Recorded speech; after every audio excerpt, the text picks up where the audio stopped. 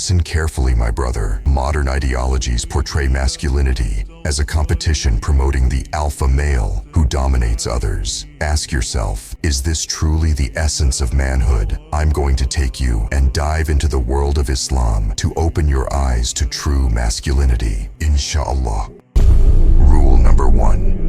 Keep silence. You have two choices: control your emotions or let shaitan control you. A true Muslim man does not allow himself to be dragged into the gutter of insults, mockery, or belittlement of others. He rises above it, knowing that Allah is the ultimate judge of character. The Messenger of Allah, peace and blessing be upon him, said, "If any of you becomes angry, let him keep silent." Rule number 2.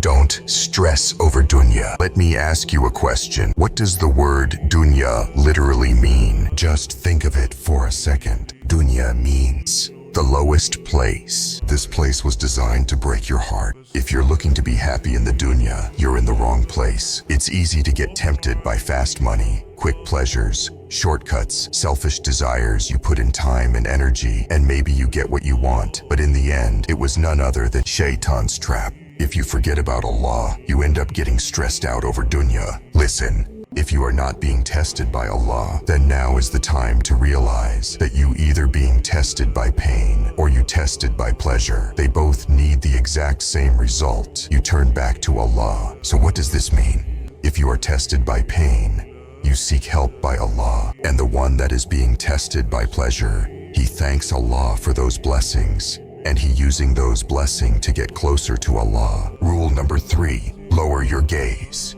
Let me ask you the following question. How would you feel if a man on the street stared lustfully at your sister, wife, or even your own mother? Would your blood boil with anger?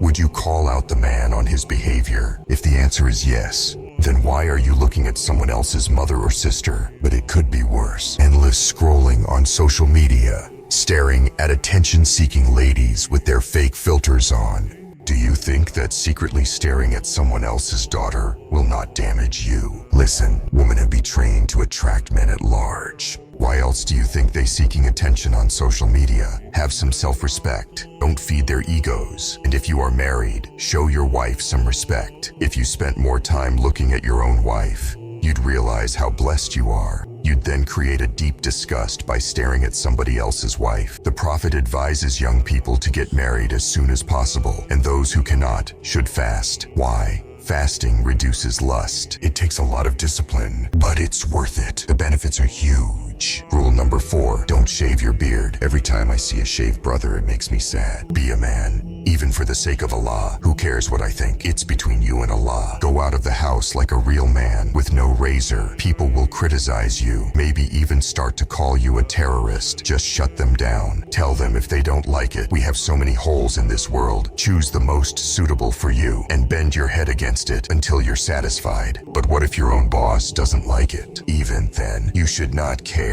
Allah will give you a better job than keep working for a loser like him. Be strong. Some dorks will even tell you that customers not even buy your products anymore. I always wonder, will this customer buy the beard or the product? Because your product must suck if they must like your beard before buying a product. But what if your own wife doesn't like it? This dislike of your wife is sad, as it shows her disgust for the sunnah of the Messenger of Allah. So the real question here is, does your wife bear love for Islam? Because this behavior is a reflection of what is really going on in her heart. Is she attracted to a real man? Because our Prophet was the best man. He said, trim your mustaches and leave your beards grow abundantly. Rule number 5, fear and provide. As a man, you should never fear people, because humans are only creations. You only fear the Almighty Creator. I am not going to explain why you should fear this being, simply because the greatness of Allah is beyond the comprehension of our little minds. So let me ask you, what is the strength of a man in Islam? Do you have muscles? Do you bench in the gym? How much do you press? Most men are so confused and think their strength defines their masculinity. Let me ask you a simple question to determine if you are a real man. Could you bench your blankets at the morning prayer? If not, you are in a very great loss, my friend. because a real man fears Judgment Day. This is why he refuses to be distracted by business and transactions. And when the call to prayer comes, he does his obligation. This also means he protects and provides for his family. You must provide for your family even when you're not appreciated, respected, or loved. You simple bear up and do it. Even in Western society, this is seen as a masculine trait. By the way, if you like to level up your deen, don't forget to show some love by hitting the like and subscribe button. Until next time.